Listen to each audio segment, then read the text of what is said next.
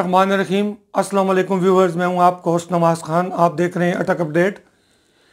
Viewers, चंद ही रोज़ कबल cantonment board Kamra के election हुए, जिसमें तमाम सियासी जमातों ने भरपूर हिस्सा लिया। इस वक्त हम वार्ड 5 में मौजूद हैं, जहां पर इलेक्शन की सबसे ज़्यादा गहमा गहमी रही और मुस्लिम लीग नून के जो उम्मीदवार थे मलिक सलीम मेरे साथ मौजूद हैं। इन्होंने दिन रात काविश की, अपनी जो इलेक्शन कैंपेन थी उसको चलाया, जिसके बाद इन्होंने 179 वोट लेकर कामयाबी का ताज अपने सर सजाया। तो मलिक साहब, बहुत शुक्रिया जी, आपने हमें कीमती वक्त दिया। मलिक साहब, कामयाबी अल्लाह पाक ने आपको दे दी, क्या फीलिंग क्या है इस वक्त आपकी? बिस्मिल्लाहिर्रहमानिर्रहीम। सबसे पहले तो नवाज़ साहब, आपके चैनल का और आपका ख़ुसूसी शुक्रिया अदा करता हूँ जो मेरे घर तशरीफ़ लाए और मुझसे आपने इंटरव्यू कर रहे हैं अभी।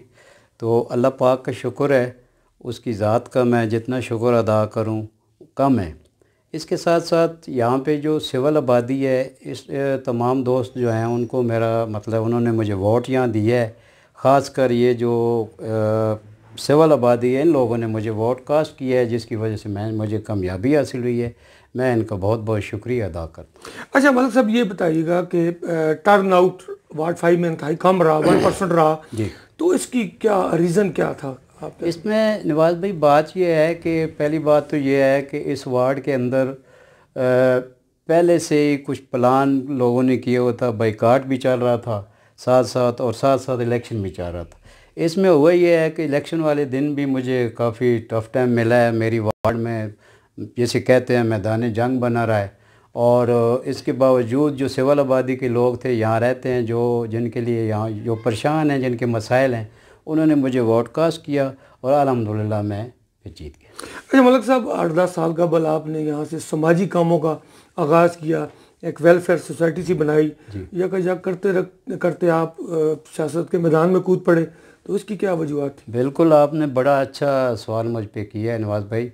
जैसे कि आप जानते हैं, शुरू में आप भी अटक टाइम में मुझे जगह देते थे इदारियों में भी, और ख़ासकर ख़बरें मेरी लगाते थे। मैं 2006-07 से काफ़ी इसमें एक्टिव हूँ।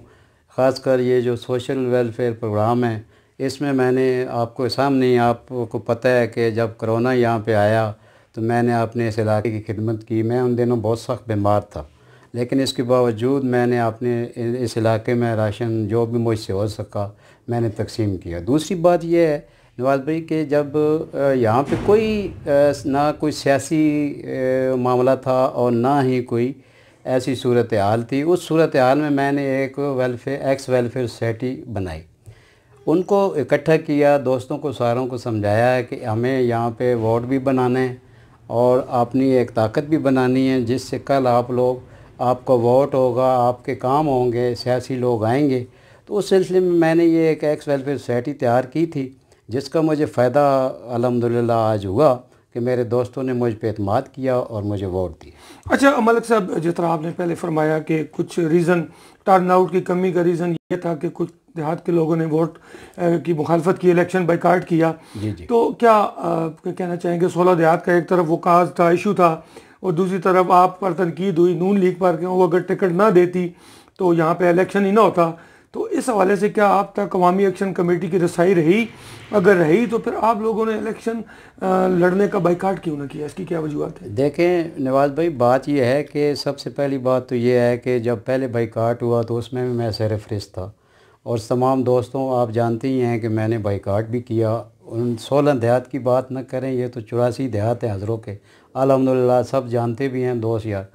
तो मैं सबसे पहले उस टाइम बाइकाट में था। अब जब बाइकाट के लिए कमेटी या एक्शन कमेटी ने, क्योंकि उसमें 2 पॉइंट्स थे जिन पे ये बाइकाट हुआ था, वो पॉइंट यही थे कि यार आइंदा के लिए ये लाए अमल ऐसे नहीं होगा, कोर्ट के थ्रू या जैसे वीकेंड के थ्रू ये मामला हल कर लिया जाएगा।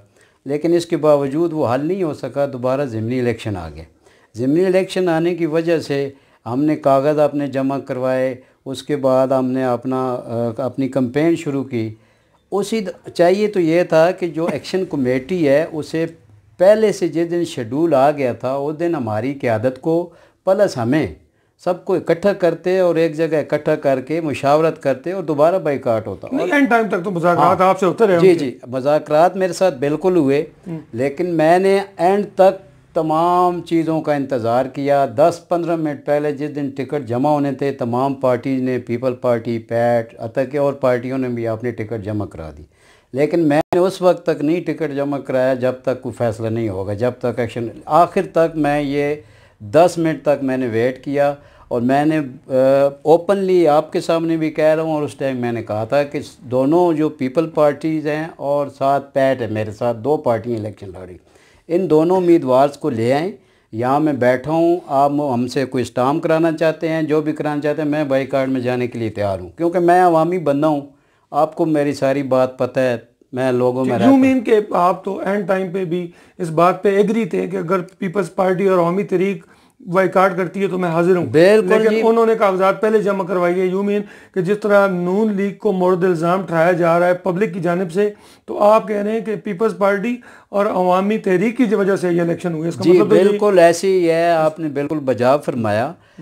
क्योंकि जब तक तीनों कैंडिडेट विदड्रा न करते तो उस सूरत में कोई एक कैंडिडेट भी वहाँ मुंतखब हो जाता, चाहे 2 बाईकाट कर जाते या 1 कर जाता, तो 2 में इलेक्शन हो जाना था।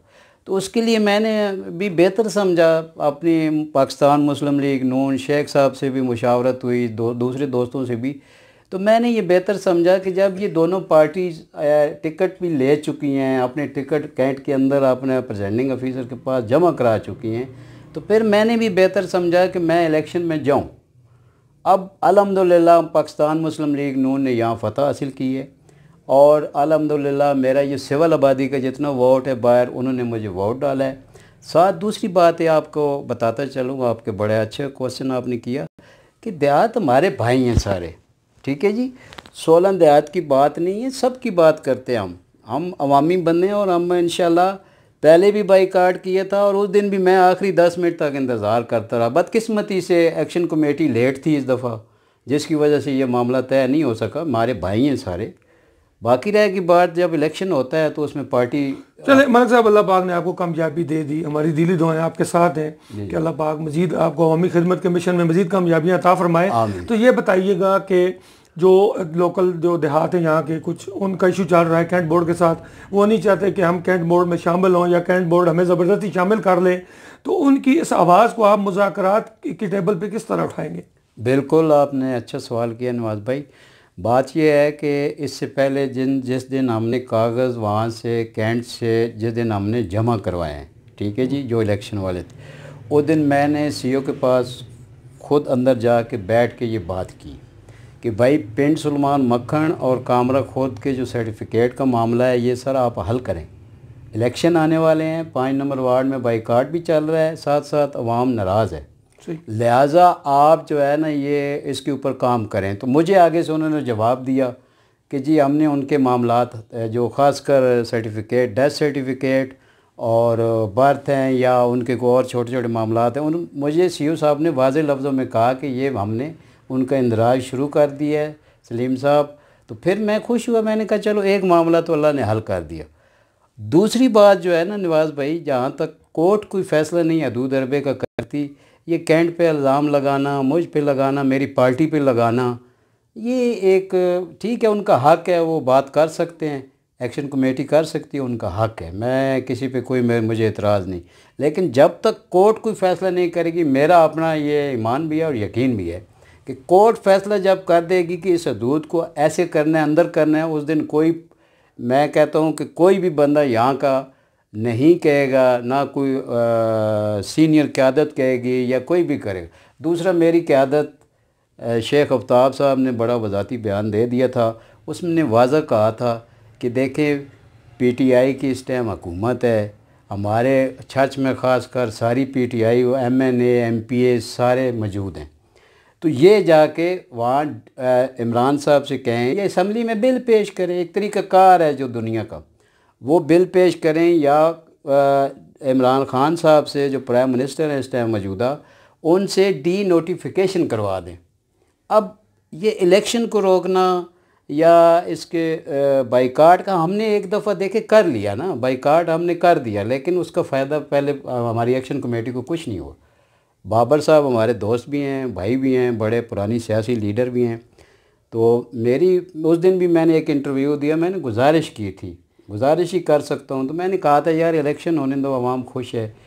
हाँ, जब जाएंगे कैंट में, जब जो मैंने आपसे पहले बात की, इंशाल्लाह आइंदा भी कोशिश करूँगा वहाँ जाके जो मुझसे हो सका। देखें अब मैं जी इलेक्शन ठीक हो गया, आगे जवाब आगे जी मुझे। अच्छा ये बताइएगा मलिक साहब कि चूँकि आप सेवल आबादी कामरा से बिलोंग करते हैं, रहाइश भी यहाँ पे माशाल्लाह आपकी है, जी जी तमाम की खुशकिस्मती कि सारे जो मसाइल हैं आपको बताने की ज़रूरत ही नहीं है, आप उससे बखूबी वाकिफ़ हैं। बिल्कुल तो मेन जो अभी तक जो पहले नुमाइंदे थे उन्होंने यहाँ पे तगोदोकी होगी, लेकिन बदकिस्मती के यहाँ का निकासी आपका मसला किसी से भी हल नहीं हो सका। थोड़ी सी बारिश हो जाए तो पूरा सेवल आबादी जो है पानी में डूब जाती है।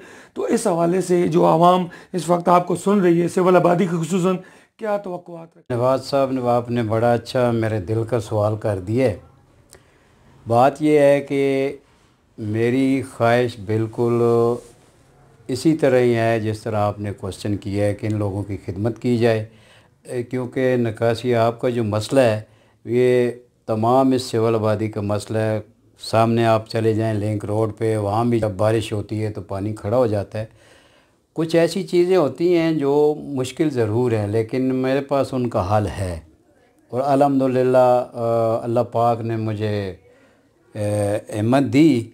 और साथ मेरी जैसे कि हमारे कैंट के मेंबरान हैं, यहाँ पे वो सीईओ साहब हैं या हमारे चेयरमैन साहब पीएसी बोर्ड हैं, मैं उनके सामने ये अपनी दरख्वास्त रखूँगा कि ख़ासकर इस कामरा कैंट की जो छोटी सी सिविल आबादी इतनी बड़ी नहीं है, इसमें सीवरेज सिस्टम लाया जाए। ठीक। अच्छा मलिक साहब बात करना चाहूँगा मैं, यहाँ की वाइस प्रेसिडेंट की बातें हो रही हैं कि मुस्लिम लीग नून ने 3 सीटें, 5 में से 3 सीटें हासिल की, जबकि एक आज़ाद उम्मीदवार थे मुबशर हमीद, वो भी नून लीग में अभी शामिल हुआ हाल ही में। तो आप चूँकि काफ़ी अर्सा से नून लीग के साथ वाबस्ता हैं, तो वाइस प्रेसिडेंट कौन होगा? बहुत अच्छा, आप ऐसे सवाल कर देते हैं ना बाज़ दफ़ा, उसका जवाब देना ज़रा हमारे लिए मुश्किल है, लेकिन दूंगा ज़रूर मैं। देखिए जी नवाज़ भाई, बात यह है कि जहाँ तक वाइस प्रेसिडेंट की बात है, ये चहमा गोइयाँ वाकई आपके मुताबिक जो आप बात कर रहे हैं इस तरह की हो रही हैं। लेकिन मेरी जो क्या कहते हैं सोच है ओपिनियन अब मेरा ओपिनियन ये है कि सबसे पहले तो पाकिस्तान मुस्लिम लीग नून जो यहाँ पे सीटें जीती है उसको अल्लाह पाक ने कामयाबी दी है। और जैसे ही कामयाबी हुई है उसके बाद ये इशू है जो आप बात कर रहे हैं, लेकिन इंशाल्लाह ये भी हल हो जाएगा। जैसे कि हमारे पाकिस्तान मुस्लिम लीग के साबका पार्लियामेंट सेक्रेटरी और MNA शेख आफ्ताब साहब हैं, इंशाल्लाह वो अच्छा फ़ैसला करेंगे। अच्छा, किसी की ज़ाती राय पे, ज़ाती सोच पे बैन नहीं किया जा सकता। आपके जो वोटर सपोर्टर हैं उनकी सोच, आपकी सोच क्या है वैसे? आपका दिल क्या चाहता है? बिल्कुल अच्छा सवाल है आपका। यहाँ के जो जितने लोग बाहर रहते हैं सिविल में, जो सिविल एरिया है ख़ासकर, देखें अंदर तो जितने मामलात हैं वो चल रहे हैं, वो तो हमारे अल्हम्दुलिल्लाह एयरफोर्स का जितना एरिया है, सरकारी एरिया है, वहाँ पे हर चीज़ है, एडमिनिस्ट्रेशन है, हर मामला हो रहा है। लेकिन ये छोटी सी जो बाहर सिविल आबादी है इसमें वाकई प्रॉब्लम है। तो जैसे जैसे दोस्त ख्वाहिश ज़ाहिर कर रहे हैं सारे लोग यहाँ वो लगे हुए हैं अपने अपने तौर पे।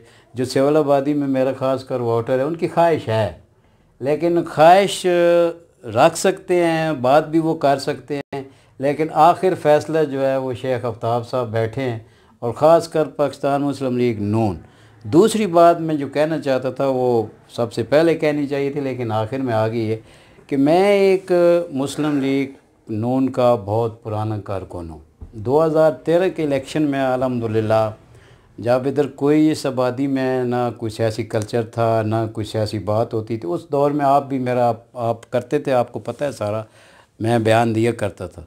वो 2013 के इलेक्शन में मैंने भरपूर कामयाबी से हमकिनार किया शेख साहब को। उस टाइम मैंने इधर जलसा किया, एक्सवायर स्वेटी जो थी उसने भरपूर इत्माद किया शेख साहब पे और मुझ पे कि भाई आप, मैंने उनको कहा कि हमने शेख साहब को वोट देना, जिसका मैंने इधर जलसा भी कराया था, कार्नर मीटिंग टाइप थी, जलसा तो नहीं कहूँगा, लेकिन उसमें इंशाल्लाह हमने जो भी किया और शेख साहब को हमने कामयाब किया। अच्छा, एक फ़िक्रा कहा जाता है कि हज़ारों ख्वाहिशें ऐसी, हर ख्वाहिश पे दम निकले।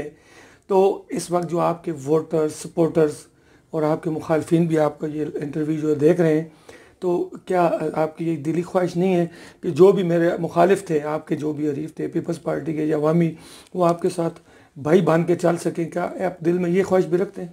बिल्कुल जी, बिल्कुल। आपका ये भी बहुत अच्छा सवाल है नवाज़ भाई, आप हमें फंसा लेते हैं सवालों में। लेकिन बात ये है सीधी सी जी कि जो हमारे भाई मेरे साथ इलेक्शन लड़ रहे थे वो हमारे भाई हैं, मेरा उनसे भी तल्लक है, हर वक्त हम मिलते जुलते रहते हैं, ख़ासकर कामरा कैंट में। शुक्र अल्हम्दुलिल्लाह जितने दोस्त हैं मोहब्बत करते हैं मुझसे, और जो पीपल पार्टी और पैट के हैं वो भी मेरे भाई हैं। आए मिलकर हम लोग एक ऐसी सूरत हाल यहाँ बनाएं, इस कामरा कैंट की आवाम की खिदमत करें। अगर मुझे वोट पड़े हैं कुछ, तो कुछ मेरे दोस्तों को भी पड़े हैं, तो ज़ाहिर बात है ये वो आएँ यहाँ पे, मुझसे भी मिलें और एक ऐसी सूरत हाल बनाएं कि हम इस कामरा कैंट की खिदमत कर सकें। जो आने वाला वक्त है कुछ दोस्तों की खिदमत हो जाए, ताकि कल वो हम पे ये ना कहें कि जी हमने कहीं इन्हें वोट देकर कामयाब किया था, आने वाली नस्लें आपको ताना ना दे ताकि सकें। हमें कोई जी ऐसी व्यूवर्स ये थे हमारे साथ मुस्लिम लीग नून के मलिक सलीम रज़ा, जिन्होंने हाल ही में कामरा कैंट वार्ड 5 से कामयाबी हासिल की। अपने ख्यालात हमारे साथ शेयर कर रहे थे।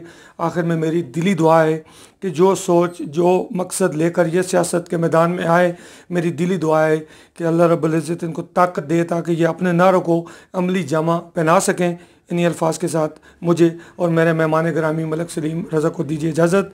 अपना और प्यारे पाकिस्तान का रखिएगा ख्याल। खुदा हाफिज़। खुदा हाफिज़। थैंक यू नवाज़ साहब, और ख़ासकर मेरे दोस्त अहबाब आए हुए हैं इधर, हिकमत शाह साहब आए हुए हैं, इनका मैं शुक्रिया अदा करता हूँ मुबारक के लिए। Thank you very much. Allah हाफिज़। बहुत शुक्रिया।